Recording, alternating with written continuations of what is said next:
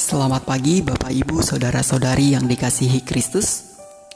Terima kasih telah setia mendengarkan sapaan dan renungan pagi GKI Salatiga.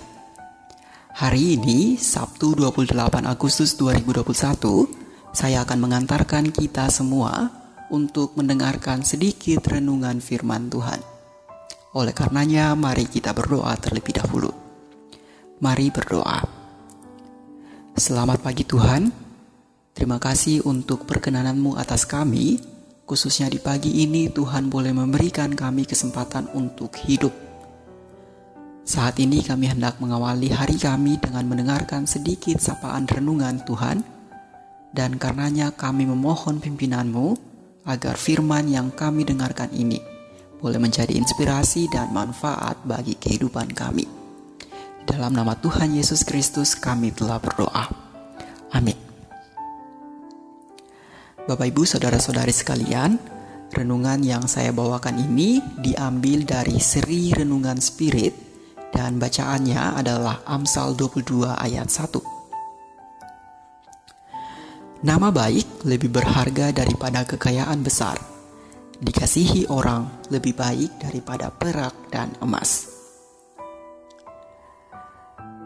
Renungan diawali dengan sebuah kisah bahwa ada seorang atlet bulu tangkis nasional yang ditawari uang dalam jumlah yang besar untuk membintangi sebuah iklan rokok. Namun, ia menolak tawaran menggiurkan itu, bahkan berkata, "Tidak, saya sudah memberikan terlalu banyak tanda tangan kepada anak-anak penggemar bulu tangkis di negeri ini, bahkan di banyak negeri lain. Jadi, saya tidak mau mengiklankan sebuah produk yang membawa dampak negatif bagi hidup mereka. Saya ingin dikenang sebagai atlet yang meneladankan gaya hidup sehat, bukan malah memotivasi mereka untuk bergaul dengan rokok." Bapak Ibu Saudara-saudari sekalian, penulis kitab Amsal mengatakan bahwa nama baik lebih berharga dari kekayaan yang besar. Seperti apa nama kamu akan diingat orang di masa yang akan datang, semua itu adalah pilihan. Dan pilihan itu tergantung keputusanmu sendiri. Mau jadi pribadi dengan nama yang harum dan menjadi kebanggaan bagi generasi penerus kita, atau mau jadi pribadi dengan nama buruk yang akan menjadi aib bagi keturunan kita. Semuanya tergantung pilihan kita saat ini. Kalau mau nama kita dikenang sebagai pribadi yang menginspirasi, mulai saat ini kita harus menjaga nama baik kita sendiri. Tentu ini bukan berarti kita harus gila hormat atau mengejar banyak gelar agar terlihat hebat di mata orang. Tapi kita bisa memulainya dengan hal yang paling mendasar, yaitu dengan melakukan kehendak Tuhan.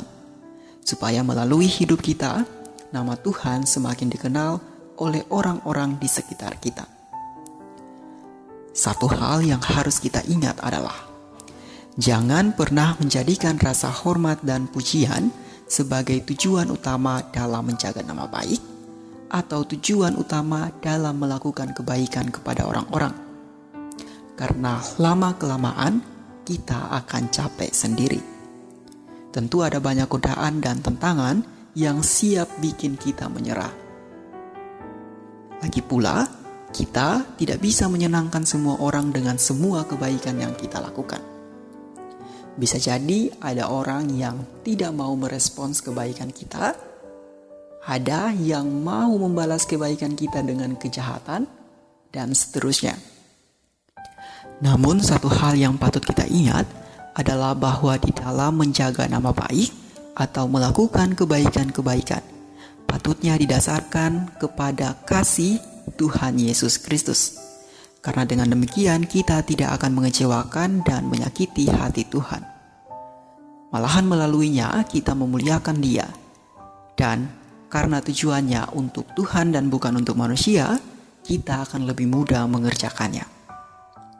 Tidak ada kata terlambat untuk berubah selama kita masih diberikan kesempatan oleh Tuhan.